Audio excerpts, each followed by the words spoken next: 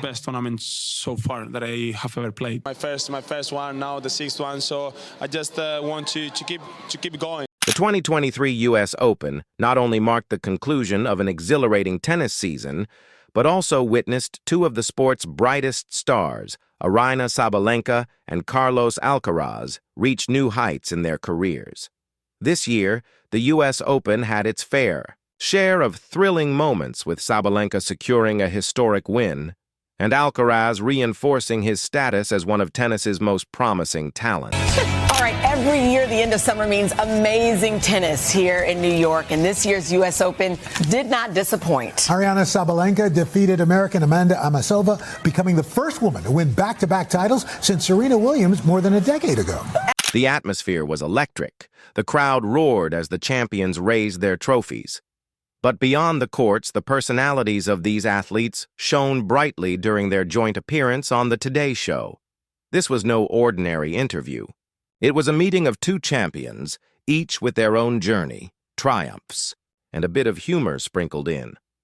The first big moment of the conversation came when Sabalenka accidentally referred to Alcaraz as Yannick, a slip-up that would have been easily dismissed by many, but not in the world of tennis media.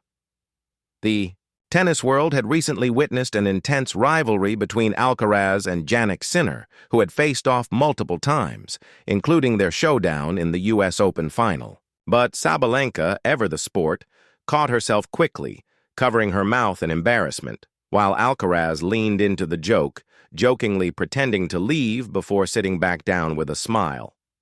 The candid moment wasn't just lighthearted banter.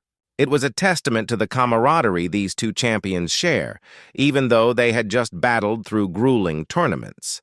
Sabalenka, who had made history by becoming the first woman to repeat as U.S. Open champion since Serena Williams, over a decade ago, was clearly elated. "I'm still in the process of realizing what just happened," Sabalenka admitted, holding her trophy with an infectious smile. The joy and disbelief were palpable in her voice, as she marveled at the fact that she had achieved something that so few players had done before. Winning back-to-back titles at Flushing Meadows was no small feat, especially with the intense competition on the women's side. Obviously, you're a two-time U.S. Open champion, but I just read this, the first woman to repeat since Serena, more than a decade ago. It's insane. That's amazing. That's insane to believe, you know, like, and to be compared, not like compared, but even like just in the orbit. Like, a little bit like close to Serena, that just... Sabalenka's victory capped off an impressive season for the Belarusian, who had also made it to the finals of the Australian Open and French Open earlier in the year. Her dominance in New York was a culmination of years of hard work, and while the journey had been tough, particularly after a couple of near misses at Grand Slam titles, it had led her to this pivotal moment. Carlos Alcaraz, on the other hand, had also cemented his place as one of the sport's elite.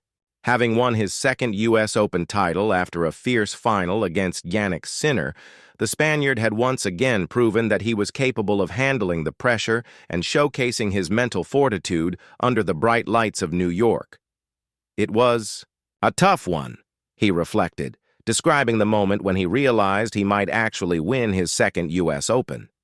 "My legs were shaking to realize that I have the chance to win another U.S. Open," he shared, giving fans a glimpse into his mindset during the final. I'm happy, but I think I needed to learn something about myself to go out here at the US Open and to bring the best tennis and to bring the best fight in the final and to control. Jumping around, he threw his back out. He threw his back out. I'm like, where's Craig? He couldn't be here. But, it was a little back and forth, and then finally you kind of took control. Alcaraz's victory was a testament to his growth as a player. The young Spaniard had already reached the pinnacle of tennis by winning Wimbledon, and now, with back-to-back Grand Slam titles in the same year, his status as the future face of tennis was undeniable. But what was more impressive than his raw talent was his ability to embrace the pressure. It was difficult to control, but at the same time it was a beautiful moment, Alcaraz remarked, clearly still processing the magnitude of his achievement. It was a remarkable display of resilience and a sign of how much he had matured both as a player and as a person, since he first made a splash on the tennis scene. Second, I'm not gonna lie, thinking like, okay, it might be these times, it might be, in the fourth set. So my legs were second to realize, that I have the chance to win another US Open. So it was tricky and difficult to control it, but at the same time, it was a beautiful moment. Well, clearly you were able to meet the moment. You made it happen. Talk to us about this rivalry with you and Yannick. It's becoming one of the best in all of sports. And now I guess you guys have won. I guess no one else has won the majors besides you two in the past couple As Sabalenka and Alcaraz sat side by side, the interview turned into something more than just tennis talk. The pair discussed their personal lives, with Sabalenka revealing her dance moves on TikTok. "I'm terrible at dancing, but I'm trying my best," she admitted with a laugh, before joking about her initial attempts at dancing. Alcaraz, not to be left out, teased her about their shared TikTok video, and the two exchanged lighthearted moments that reminded fans why they were so beloved on and off the court. It was moments like these that made their appearances so much more enjoyable for fans around the world. Sure, their accomplishments on the tennis court were impressive, but their personalities brought an additional layer of relatability. In a world that often demands perfection, Sabalenka and Alcaraz were refreshingly candid, offering a behind-the-scenes glimpse into the life of a couple of years. What do you make of it? Well, for me, it's great. I think in the Definitely great. Especially after yesterday.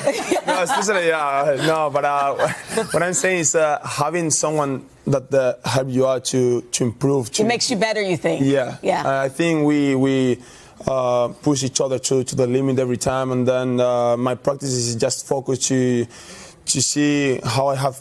And as the interview came to an end, the atmosphere in the studio was as celebratory as ever. Both players toasted with champagne, symbolizing not just their victory, but the joy of shared moments between two athletes who understood each other's struggles and triumphs. "I still smell like champagne," Sabalenka laughed, and it was clear that the celebrations would continue long after the interview was over. In a sport often dominated by fierce rivalries, there was something special about the bond between Sabalenka and Alcaraz. They were two individuals who had faced their own personal and professional challenges, only to emerge stronger and more determined. Together, they represented the future of tennis, and the present too. Their shared experiences on the court, as well as their light-hearted moments off it, serve as a reminder that the sport is about more than just the titles and trophies. It's about the relationships, the growth, and the human moments that happen behind the scenes. Or how I can be better just to be Yannick. So I think that's rivalry. It is special. It's splitting Grand Slams, fighting for the great things, and then seeing that thanks to him and just a better player, I think that rivalry is great for that. Mm-hmm. And Irina, you're not just good at tennis. We've seen you on TikTok a time or two. You've got the dance moves. Is that like the Absolutely. way you unwind? The dance moves. No, I'm terrible in dancing, but I'm trying my best. I always speak. As the season continues, it will be fascinating to see how these two players push each other to greater heights. With both Sabalenka and Alcaraz dominating their respective tours, it's clear that they are not only setting the standard for the present, but also shaping the future of the sport. The US Open may have ended, but for Sabalenka and Alcaraz, the story is just beginning. The question now is, who will rise to challenge them next?